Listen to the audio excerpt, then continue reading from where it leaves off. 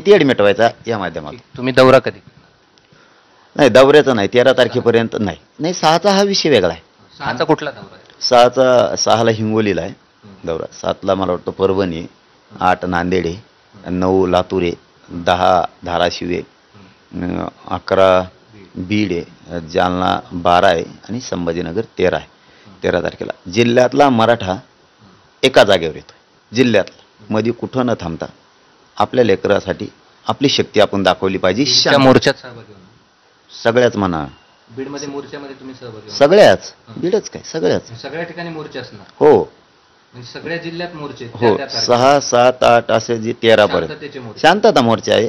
आम्हाला आम्ही स्वरूप काय? आमच्या लेकरासाठी आम्ही एकत्र येतो शहरात. त्याचं स्वरूप काय मोर्चा? जनजागृती रॅली करतोय आम्ही, आमच्या समाजाची जागृती करतोय की आपल्या लेकराला आरक्षण पाहिजे, एकत्र राहा, नसता तुमच्या लेकराचं तुमच्या हाताने वाटोळं करायचं नाही, विखरून मराठ्यांनी राहायचं नाही, तालुक्यात सर्कलमध्ये उभा राहायचं नाही, रोडवर कोणी उभा राहायचं नाही.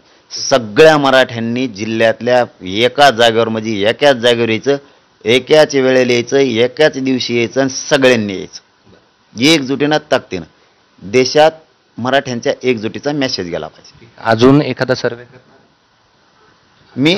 मी अगोदर अगोदर हे 6 तारखेपासूनचा दौरा करतोय. मराठा समाज एकत्र येतोय अगोदर सगळा. आम्हाला आमच्यातले मतभेद बाजूला ठेवायचे. मराठा समाजाच्या नेत्याला जर एखाद्या पक्षामधून त्रास झाला तर त्याला पाठबळ देणारा सुद्धा मराठा असणार आहे. म्हणून आम्हाला ही मराठा एकजूट जनजागृती करायची आणि मराठा एकत्र ठेवायचा आहे. राजकारण अजेंडा समोर ठेवून नाही. म्हणून स्वतःचे पोरं मोठं करण्यासाठी मराठ्यांनी गावाची गावं बंद करून एकाच जागेवर यायचं, विखरून थांबायचं नाही. आपण आपल्या तारखेला, आपण आपल्या जिल्ह्यात. आणि राहिला सर्वेचा विषय तर मी गप्प बसणार नाही. मी पूर्ण महाराष्ट्रातल्या 288 मतदारसंघात चाचपणी करणार आहे.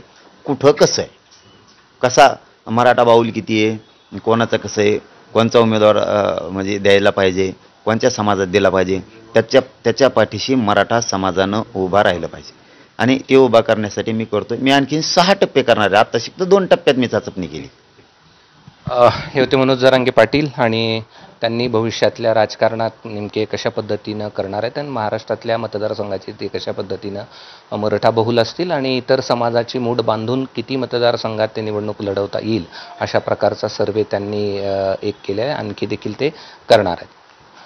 कॅमेरामन बाळासाहेब पाचोनेसह मी कृष्णा केंडे, ABP माझा, छत्रपती संभाजीनगर. आणि मनोज जरांगे यांनी ABP माझा